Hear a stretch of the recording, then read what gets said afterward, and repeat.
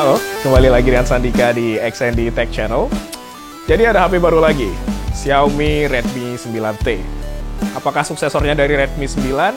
Saya juga nggak tahu, tapi intinya pasar yang disasar itu sama, HP budget 2 jutaan dengan performa yang mumpuni.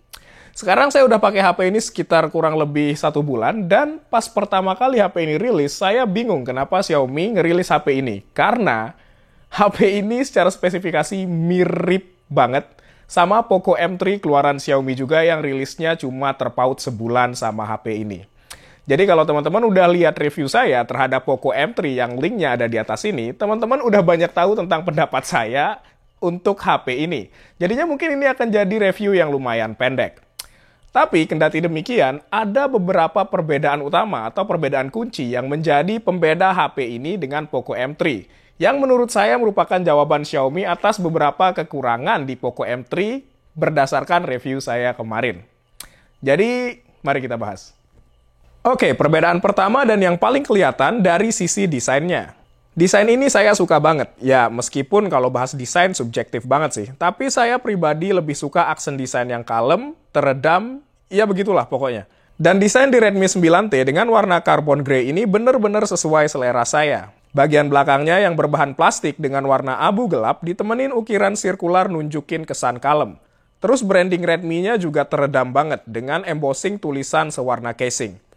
Xiaomi juga nyediain varian warna Twilight Blue dan Ocean Green untuk pasar Indonesia. Secara keseluruhan, build quality HP ini oke. Saya nggak nemuin masalah kayak pengeleman yang kurang rapi seperti yang saya temuin di Redmi 9 kemarin. Terus di bagian belakang juga ada bagian yang memuat modul kamera di HP ini. Ini fix banget sih, desainnya saya suka banget. Kelihatannya elegan dan mahal banget dengan finishing yang mengkilap dan berwarna ganda. Bagian tersebut berisi, modul kameranya HP ini, yang nampaknya menjadi perbedaan utama kedua antara HP ini dengan Poco M3. Sekarang dia udah punya lensa ultrawide. Oke, jadi kamera HP ini terdiri atas 4 buah kamera. Kamera utama 48 megapiksel, kamera ultrawide 8 megapiksel, kamera makro 2 megapiksel, dan kamera depth 2 megapiksel untuk ngebantu HP ini pas ngambil gambar potret. Fitur yang patut disorot di kamera HP ini tentu aja adalah adanya kamera ultrawide ini. Tapi sebelum kita bahas hasil dari kamera ultrawide-nya, kita lihat hasil dari kamera utamanya dulu. Hasil jepretan kamera utamanya secara umum oke sih, khususnya dalam kondisi pas cahaya lagi banyak. Tone warnanya emang lebih ke arah tersaturasi ya, tapi nggak terlalu berlebihan dan masih enak dipandang. Dynamic range-nya juga cukup, overall masih oke untuk HP harga segini. Kalau kondisi cahaya lagi minim, ya jangan terlalu berharap ya. Nah, terus kita ke kamera ultrawide-nya nih. Fitur baru yang diperkenalkan di HP ini. Hasilnya dengan cahaya yang banyak masih cukup oke juga. Memang nggak setajam kamera utamanya sih, tapi cukup. Dan seperti di kamera-kamera ultrawide HP lain di harga segini, konsistensi warna dengan kamera utamanya kurang cakep. Tapi sekali lagi, harga segini dikasih ultrawide udah oke sih. Oke, jadi sekarang lagi rekam video pakai handphone dan kamera. Ini pakai ultrawide ya, di si Redmi 9T. Dan pas rekam video saya langsung ganti lensa ya. Ini balik ke 1 kali.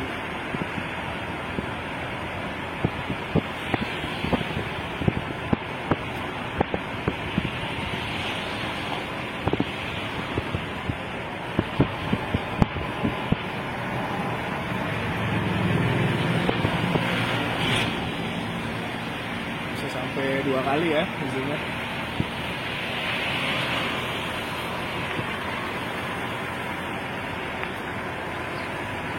Ini 1 kali.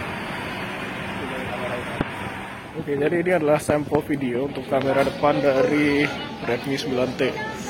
Bisa lihat dynamic range sama stabilisasinya ya, standar ya untuk di range harga 2 juta.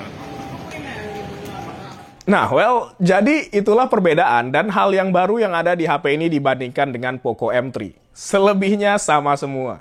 Snapdragon 662-nya sama. Setup RAM 4 atau 6 GB-nya juga sama. Baterainya sama-sama besar 6000 mAh dengan fast charging yang sama-sama 18 watt. Speaker stereonya sama, layar Full HD-nya sama, fingerprint, IR blaster, Android 10 dengan MIUI 12 semuanya sama.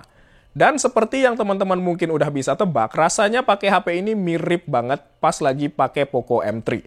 Performa penggunaan harian di HP ini menurut saya cukup banget sih. Ya, untuk penggunaan harian saya seperti sosial media, gaming-gaming ringan, jepret foto sana-sini, ini masih cukup banget. Layarnya juga udah cukup kok. Nggak bisa minta spesifikasi layar yang aneh-aneh di HP harga segini. Ditemenin speaker stereonya, pengalaman konsumsi media secara keseluruhan menjadi semakin imersif. Terus untuk performa gamingnya, Snapdragon 662 ini bisa ngasih pengalaman main yang nyaman di berbagai game terkini, kayak Mobile Legends yang bisa di high frame rate mode, terus lancar juga di PUBG Mobile. Bahkan bisa juga main Genshin Impact, meskipun kadang frame rate-nya turun. Soal ketahanan baterai, udah nggak perlu diragukan lagi sih. Baterai 6000 mAh-nya bisa bertahan seharian, bahkan kadang lebih dari sehari sebelum saya perlu ngecas lagi. Sekali cas dari kosong ke penuh butuh waktu sekitar 2 jam.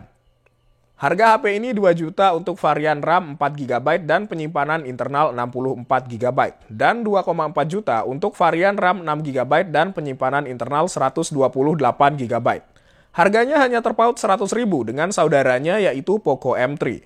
Menurut saya, dengan tambahan harga 100.000 tersebut, Redmi 9T ini masih layak dijadikan pertimbangan bagi teman-teman yang cari HP di range harga 2 jutaan. Kamera ultrawide-nya bikin kegiatan jepret-jepret jadi makin fleksibel, dan desainnya yang lebih kalem pasti akan makin cocok untuk orang-orang yang kurang sreg dengan desain nyentrik yang ada di Poco M3. Sekian review saya untuk Redmi 9T kali ini, kita jumpa lagi di video berikutnya.